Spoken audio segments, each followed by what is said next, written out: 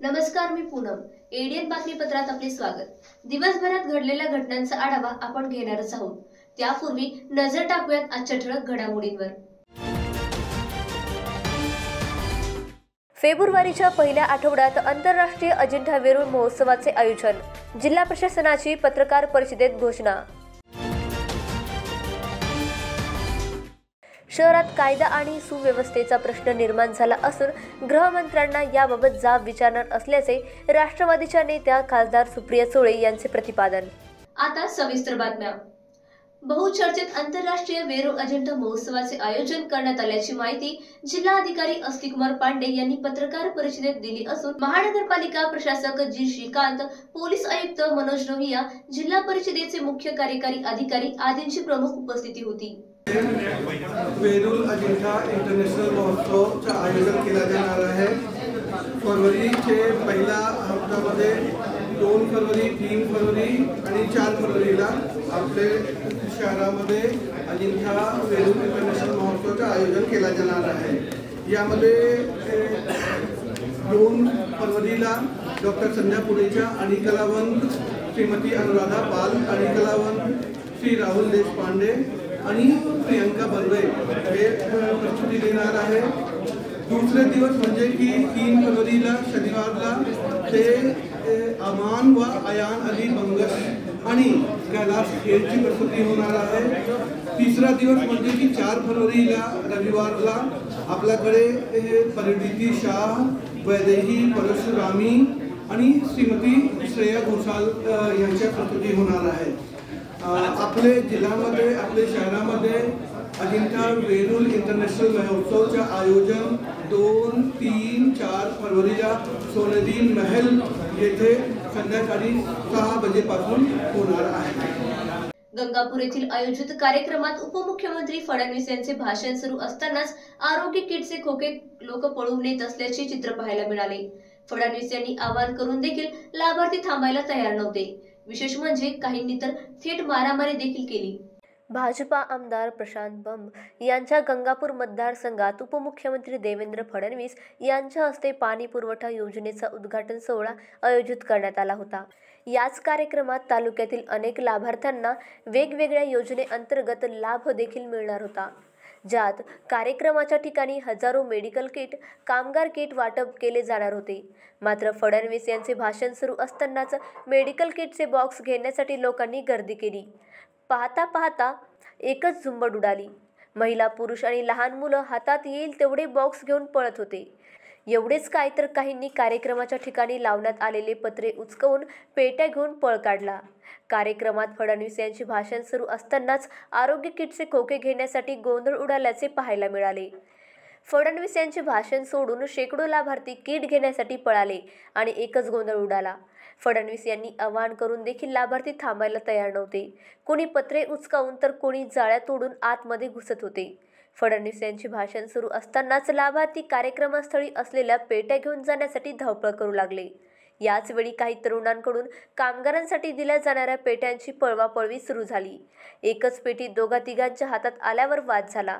त्यामुळे एकाने थेट हातातील पेटीने दुसऱ्याला मारहाण सुरू केली. हा सर्व गोंधळ कॅमेऱ्यामध्ये कैद झाला आहे. वाळूज परिसरातील रांजणगाव शेणकुंची येथील तलावात बुडून 4 मुलांचा दुर्दैवी मृत्यू झाला असून घटनेची माहिती मिळताच पोलिसांसह अग्निशमन दल घटनास्थळी दाखल झाले आहे. तर अग्निशमन दलाच्या जवानांनी पाण्यात बुडालेल्या 4ही मुलांना बाहेर काढले. बिस्वजित सुखदेव उपाध्याय कुमार वय 12 वर्ष, अफरोज जावेद खान वय 12 वर्ष, जावेद शेख वय 14 वर्ष, अब्रार जावेद शेख वय 12 वर्ष असे पाण्यात बुडून मृत्यू झालेल्या 4ही मुलांची नावे आहे. ते वाळूज महानगर परिसरात असलेल्या रांजणगाव शेणपुंजी परिसरातील तलावात पोहण्यासाठी गेली होती. मात्र पाण्याचा अंदाज न आल्याने ती 4ही मुले पाण्यात बुडाली. घटनेची माहिती मिळताच परिसरातील नागरिकांसह स्थानिक पोलिसांनी घटनास्थळी धाव घेतली. सोबतच तहसीलदार देखील घटनास्थळी पोहोचले. तसेच याची माहिती अग्निशमन दलाला देण्यात आली। त्यानंतर अग्निशमन दलाने पाण्यात बुडालेल्या 4ही मुलांना बाहेर काढले, मात्र या 4ही मुलांचा दुर्दैवी मृत्यू झाला होता। त्यानंतर या मुलांचा मृतदेह शहरातील शासकीय घाटी रुग्णालयात शवविच्छेदनासाठी पाठवण्यात आला आहे। 11 जानेवारी रोजी दुपारी 2 वाजेच्या सुमारास खेळण्यासाठी घराबाहेर गेले होते, मात्र सायंकाळ होऊन देखील ते परतले नाही। मुलं घरी का परत आली नाही म्हणून नातेवाईकांनी त्यांचा शोध सुरू केला। मुलांचा रांजणगाव शेणपुंजी परिसरात सर्वत्र शोध घेण्यात आला। दरम्यान मुलांचा शोध घेत काही नातेवाईक तलावाजवळ पोहोचले। यावेळी त्यांना तलावालगत अफरोज, अब्रार तसेच इतर 2 मुलांचे कपडे दिसून आले। त्यामुळे मुले तलावात बुडाल्याचा संशय आल्याने नातेवाईकांनी या घटनेची माहिती वाळूज अग्निशमन विभाग, MIDC वाळूज पोलीस व गावात दिली। पोलिसांनी घटनास्थळी धाव घेतली, तसेच अग्निशमन दलाच्या शोधकार्यानंतर मुलांचा मृतदेह मिळून आला। मुलांचे मृतदेह पाहून नातेवाईकांनी हंबरडा फोडला। त्यामुळे घटनास्थळी आणि गावात शोककळा पसरल्याचे पाहायला मिळाले। महानगरपालिका प्रशासनाच्या वतीने बस डेपोचे काम लवकरच पूर्ण होणार असून या कामासह अन्य कामांच्या बाबत मनपाचे प्रशासक श्री श्रीकांत यांनी माध्यमांशी बोलताना अधिक माहिती दिली। ते बस डेपोचे काम बहुतांश मार्चपर्यंत पूर्ण होणार आहे आणि त्याचं ज्या ठिकाणी माती उचलण्याचं जे काम आहे ते पूर्ण झालेले आहे। एक त्या फार जुन्या बावडी होत्या, त्या बावडीनं चांगलं सुशोभित करण्याच्या सूचनाही दिल्या आणि त्यामध्ये जे वाहक आणि चालकांचं जे काही फॅसिलिटीज त्या ठिकाणी गृहीत धरली गेली नव्हतं। आम्ही त्यांना सांगितलं, मी पण एक वेळा वाहकच होतो, की वाहकांची गरजेचं काय काय असतं त्या गोष्टी तिथं असायला हवं, तसं आम्ही त्यांना सूचना केली। आता अजून काही जे PME बस सेवामध्ये अजून आपल्याला जे 100 अधिक बसेस मिळत आहेत, त्यासाठी त्या ठिकाणी असलेलं इन्फ्रास्ट्रक्चर थोडा अजून वाढवावं लागेल। त्याही सूचना दिल्यामुळे कदाचित मार्चच्या मेपर्यंत होईल त्यांचा। झूलॉजिकल पार्कमध्ये जे काही अडचणी होती, अवैध धार्मिक स्थळ होती, त्या ठिकाणी एक मोठं 7 एकरचे काही 5 एकरचे एक अतिक्रमण करून त्या ठिकाणी राहत होते। त्यांना जमिनीची आता कुठलाही वाद त्या ठिकाणी राहिलेली नाही आहे। ते काम वेगाने सुरू आहेत। लागले तर मी डेप्टी CO आणि एका दिवशी आपण, कारण हा एक प्रकल्प आहे की शहरासाठी फार आकर्षित प्रकल्प असणार आहे की झूलॉजिकल पार्क। आता फक्त सिद्धार्थ गार्डन आणि पाठीमागे जे जू आहे ते फार छोटी आहे। ती this is one of the best projects की शहरासाठी जवळपास 250 एकरामध्ये हा प्रोजेक्ट आहे आणि त्या प्रोजेक्टमध्ये एक नवनवीन कशा पद्धतीने करायचे त्याही सूचना आपण त्यांना दिलं। स्मार्ट रोड्स जे आहेत ते जूनपर्यंत मुदत आहे। हे 3 मोठे प्रकल्प हेच चालू आहे, दुसरं काही नाही। DPDCमध्ये माननीय पालकमंत्री महोदयांनी 10 करोड रुपये मंजुरी केलेले आहेत आणि बरेच लोकांनी ऑलरेडी कुठला स्मशानभूमी अजून माझ्या निश्चितीच नाही झाली, परंतु तुम्ही ठरवून टाकलं।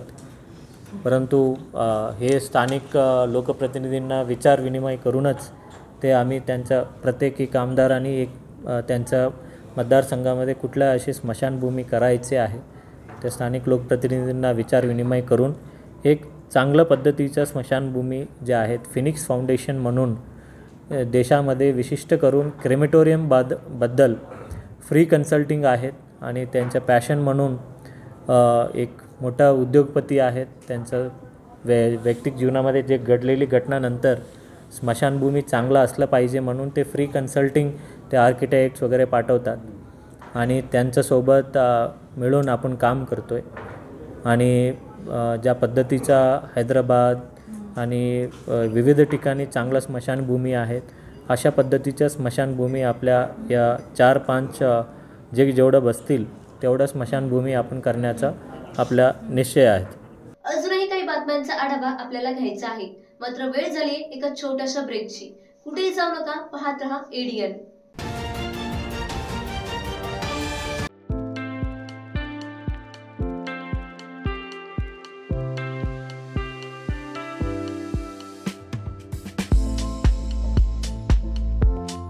हॉटेल विझार्ड पॅलेस तुमच्या शहरात तुमच्या जिभेचे चोचले पुरवण्यासाठी देश विदेशातील खास चवींचा खजाना घेऊन आलो आहोत। हॉटेल विझार्ड पॅलेस येथे स्वाद आपल्या पसंतीचा. आमच्या येथे महाराष्ट्रीयन, पंजाबी, राजस्थानी, गुजराती आणि साऊथ इंडियन डिशेससह जगभरातील 50 देशांमधील डिशेस सुद्धा मिळतील. व्हेज आणि नॉन व्हेज दोन्ही उपलब्ध. स्वादिष्ट मेजवानीचे एकमेव ठिकाण, family restaurant, AC non AC rooms, AC functional hall, प्रशस्त लिफ्ट, फ्री वायफाय आदी सुविधायुक्त. ग्राहकांना विमानतळ, रेल्वे स्टेशन, बस स्टँड आदी ठिकाणाहून वाहनाद्वारे हॉटेलात आणण्याची विशेष मोफत सुविधा. त्वरा करा आणि आजच भेट द्या. Hotel wizard palace, Khadkeshwar road, mill corner जवळ, Aurangabad, Chhatrapati Sambhajinagar. So kind and has helped us so much, and we slept really well because it's super quiet even though it's on the main street. It's a wonderful time here. It's a very nice clean hotel and the food is excellent. Food is excellent. I'm still so stuffed. Yeah.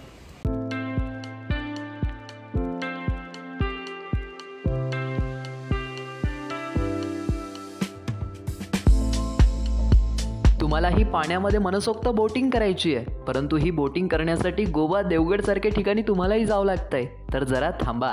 आपल्याच छत्रपती संभाजीनगर शहरात महानगरपालिका घेऊन आली आहे बच्चा कंपनीसाठी तसेच मोठ्यांसाठी नौका विहार. या नौका विहारामध्ये तुम्हाला विविध प्रकारच्या 6 बोटींमध्ये मनसोक्त नौका विहार करण्यास मिळेल.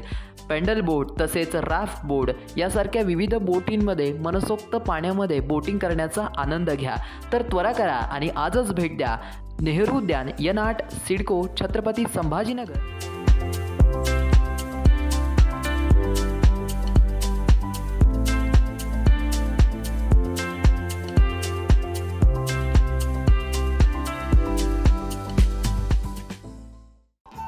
दिवाळी धमाका. छत्रपती संभाजीनगरमध्ये प्राईम लोकेशनवर आलिशान 2 BHK row houses. Beed bypass road, Satara परिसरापासून फक्त 200 मीटरच्या अंतरावर. हिवाळी पाटील लॉन्स पासून फक्त 400 मीटरच्या अंतरावर. आकर्षक किमतीत रो हाऊसचे मालक व्हा आणि आकर्षक बक्षिसे जिंका. किंमत फक्त 51 लाख पासून पुढे. विकसित क्षेत्रात अधिष्ठान आहे. वैयक्तिक रो हाऊससाठी प्रशस्त पार्किंग, त्याचबरोबर private garden, video door bell, सौर सिस्टीम. जागेचा पत्ता, प्लॉट क्रमांक 14P 15 24 25P, Beed bypass, Satara परिसर, छत्रपती संभाजीनगर, औरंगाबाद. खरेदीसाठी आमचा कॉन्टॅक्ट नंबर आहे 9860056488. सर्व बँक कर्ज उपलब्ध आहेत. अटी आणि शर्ती लागू. मस्त मास्क पहना रे तूने. Thank you sir. वो जान बचाने के लिए पहनना पड़ता है ना सर. रेडीमेड है या टेलर मेड है? ऑनलाइन ऑर्डर किया है सर. एक और है ना सर. देना. बहुत मस्त लगे आपको. ये ना सर. सर ना भाई, जान बचाने के लिए बाइक चलाते वक्त सिर्फ खोपड़े पे मास्क पहनेगा तो खोपड़े को कौन बचाएगा? समझ गया सर. हेलमेट ऑनलाइन ऑर्डर कर, वरना हमेशा के लिए ऑफलाइन हो सकता है. Okay sir. ये ले. चल हम ये भी ऑनलाइन भर दे. हेलमेट पहने, ट्रैफिक नियमों का पालन करे, जिंदगी के सफर को सुरक्षित रखे. ब्रेक नंतर आपले स्वागत. घाटी रुग्णालयाच्या अपघात विभागात गुरुवारी मारामारीत जखमी झालेले उपचारासाठी आले असता उपचारासाठी आलेल्या 2 जखमींवर पुणा टोळक्याने हल्ला चढवला. यात एकाच्या हातातील रॉडने निवासी महिला डॉक्टरला लागून त्या जखमी झाल्या. या प्रकरणी खासदार सुप्रिया सुळे यांनी नाराजी व्यक्त केली. घाटी रुग्णालयाच्या अपघात विभागात गुरुवारी 11 जानेवारी रोजी रात्री मारामारीत जखमी झालेले उपचारासाठी आले असता उपचारासाठी आलेल्या 2 जखमींवर पुणा टोळक्याने हल्ला चढवला. मारामारीत एका गटातील जखमी शेख सय्यद शेख समशेर वय 30, शेख शकील शेख समशेर वय 32 दोघे राहणार हौसेल कॉलनी गारखेडा यांना घाटीच्या अपघात विभागात उपचारासाठी आणले होते. त्यांच्यावर उपचार सुरू असतानाच अचानक 8-10 जणांच्या टोळक्याने अपघात विभागात जाऊन त्यांच्यावर हल्ला चढवला. या राड्यात एका तरुणाने रुग्णाला रॉडने मारहाण सुरू केली. यावेळी त्यांच्या हातातील रॉडचा फटका महिला निवासी डॉक्टरला बसला. त्या जखमी झाल्या. टोळक्याने डॉक्टर व कर्मचाऱ्यांनाही धक्काबुक्की केली. त्यामुळे निवासी डॉक्टरांनी काम बंद आंदोलन करण्याचा निर्णय घेतला। अधिष्ठाता शिवाजी सुकरे यांनी त्यांना मारहाण करणाऱ्यांवर बेगमपुरा पोलीस ठाण्यात गुन्हा दाखल करण्याचे आश्वासन दिले। त्यानंतर आरोग्य सेवा पूर्ववत करण्यात आली। हाणामारी सुरू असताना तिथे सुरक्षेसाठी तैनात असलेल्या MSFच्या जवानांनी बघ्याची भूमिका घेतली, त्यामुळे त्यांची हकालपट्टी करण्यात आली आहे। यापुढे जवानांना सतर्क राहण्याच्या सूचना करण्यात आल्या असून अपघात विभागासमोरचा दरवाजा बंद करून केवळ इमर्जन्सी रुग्णांनाच प्रवेश दिला जाणार आहे, असे डॉक्टर सुकरे यांनी सांगितले। दरम्यान राष्ट्रवादी काँग्रेसच्या नेत्या सुप्रिया सुळे यांनी सदर प्रकरणानंतर शुक्रवारी घाटी अपघात विभागात भेट देऊन संबंधित जखमी डॉक्टर आणि रुग्णांची चौकशी केली आणि माध्यमांशी बोलताना प्रतिक्रिया दिल्या। आज सकाळी मी औरंगाबादला जेव्हा आले तेव्हा मी सिंदखेड राजाला दर्शनासाठी जाताना माझ्या मोबाईलवर एक बातमी आली की घाटी हॉस्पिटलमध्ये एक चुकीची घटना घडलेली आहे आणि एका डॉक्टरावर हल्ला झालेला आहे। मी तातडीने इथल्या डीनना फोन केला, माहिती केली आणि परत येताना मी आवर्जून इथे आले, कारण डॉक्टर सोडा कुठल्याही व्यक्तीवर जर हल्ला ह्या राज्यात होत असेल तर हे अतिशय चिंताजनक आहे। मी सगळी माहिती आम्ही सगळ्यांनीच मिळून घेतलेली आणि 2 गोष्टी प्रकर्षाने जाणवल्या चर्चेमध्ये। एक तर की संभाजीनगरमध्ये लॉ अँड ऑर्डरचा प्रचंड मोठा प्रॉब्लेम झालेला आहे। इथे महिलाही म्हणत आहेत की हॉस्पिटलचा सोडा शहरामध्ये पण क्राईम वाढलेला आहे, त्याच्यामुळे तातडीने 2 लोकांची भेट ट्विट तर मी आज लगेच करणार आहे आणि उद्या मी मुंबईला जाऊन वेळ मागणार आहे। एक म्हणजे या राज्याचे गृहमंत्री, या राज्याच्या गृहमंत्र्यांनी जातीने लक्ष घातलं पाहिजे की आपल्या महाराष्ट्रातली एक महिला डॉक्टरच ॲक्च्युली नुसती महिला नाही, कुठल्याही डॉक्टरचा तेवढाच मान सन्मान झाला पाहिजे, जी ऑन ड्युटी एका मेडिकल सरकारी हॉस्पिटलमध्ये तिच्यावर वार होतो, हे लाजिरवाणं आहे। आणि महाराष्ट्राचे गृहमंत्रीनी आपल्याला महाराष्ट्राला उत्तर दिलं पाहिजे की डॉक्टरांच्या सुरक्षिततेसाठी ऑन ड्युटी तुमची यंत्रणा काय करते, कोण त्यांच्या मुलामुलींना मग हॉस्पिटलमध्ये काम करायला पाठवेल अशा जर गुंडागर्दी सुरू झाली तर। आणि हे फक्त हॉस्पिटल परत सीमित नाही, संभाजीनगरमध्ये क्राईम वाढला आहे असे स्थानिक लोक बोलत आहेत। त्याच्यामुळे अर्थातच हे गृह मंत्रालयाचा फेलियर आहे आणि देवेंद्रजींना याचं उत्तर द्यावं लागेल। पुण्यातील धानोरी गाव बुद्ध विहारावर झालेल्या प्रकरणात आरोपींवर कार्यवाही करा अशी मागणी ऑल इंडिया पॅन्थर सेना राष्ट्रीय अध्यक्ष दीपक केदार यांनी एडीएन सोबत बोलताना केली आहे। बुद्ध विहारावरती हल्ला झाल्याची मोठी घटना समोर आलेली आहे। समाजकंटकांनी धानोरी कसपटे फाटा पुणे या ठिकाणी बुद्ध विहारावरती हल्ला केलेला आहे। त्या मनुवादी समाजकंटकाचा ऑल इंडिया पॅन्थर सेना निषेध करत आहे।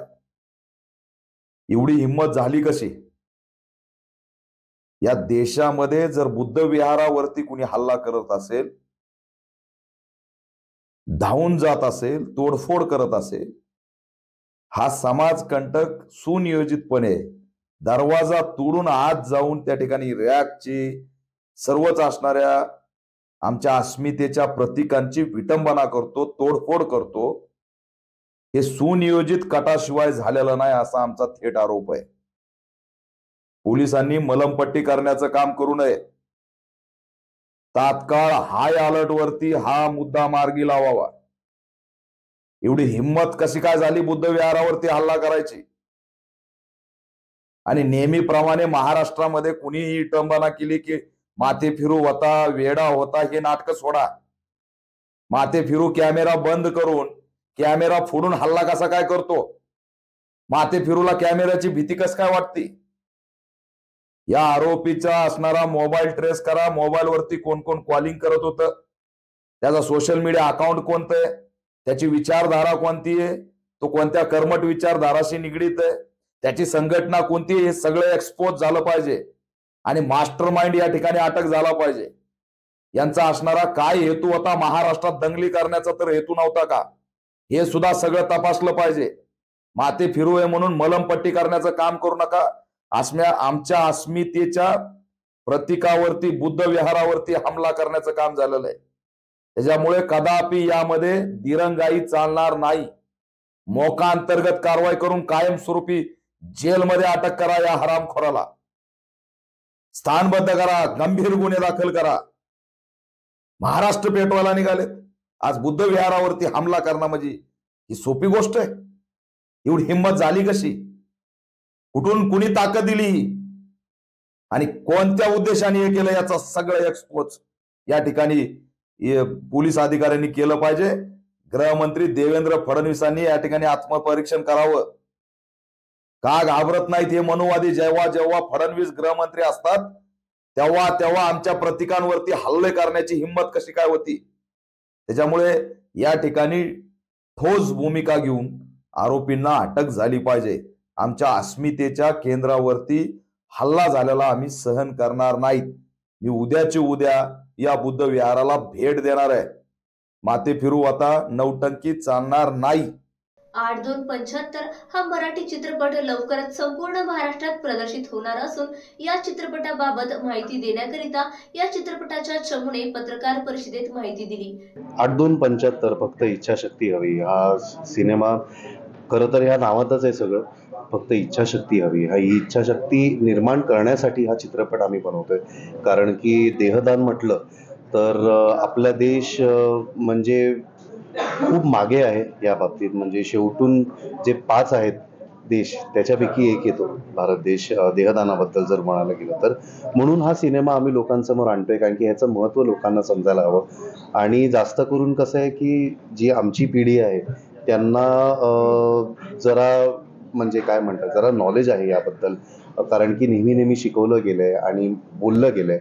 पण ह्याची जाणीव आणि याबद्दलची जागृती ही आमच्या आईवडिलांच्या पिढीला आणि त्यांना पण व्हावी आणि त्यांना सगळ्यात जास्त व्हावी. कारण की त्यांच्या वेळेला ह्या गोष्टींबद्दल फार बोललं जायचं नाही. तर त्यांच्यासाठी सुद्धा हा सिनेमा आहे. तर फक्त एकाच वयोगटासाठी नाही तर सगळ्या वयोगटातल्या लोकांसाठी हा सिनेमा आहे. तुमच्या मित्रमैत्रिणींसाठी आहे, तुमच्या घरच्यांसाठी आहे. आणि मला वाटतं की खूप मनोरंजक पद्धतीने आम्ही खूप सिरियस विषय हाताळलेला आहे. आणि तुम्हाला मजासुद्धा येईल. आणि सिनेमागृहातून जेव्हा तुम्ही बाहेर जाल तेव्हा एक विचारसुद्धा तुम्ही घेऊन जाल. तर नक्की 19 जानेवारीला 8/2/75 बघा थिएटर्समध्ये. शेवटी परत एकदा नजर टाकूयात आजच्या ठळक घडामोडींवर. फेब्रुवारीच्या पहिल्या आठवड्यात आंतरराष्ट्रीय अजिंठा वेरूळ महोत्सवाचे आयोजन. जिल्हा प्रशासनाची पत्रकार परिषदेत घोषणा. शहरात कायदा आणि सुव्यवस्थेचा प्रश्न निर्माण झाला असून गृहमंत्र्यांना याबाबत जाब विचारणार असल्याचे राष्ट्रवादीच्या नेत्या खासदार सुप्रिया सुळे यांचे प्रतिपादन.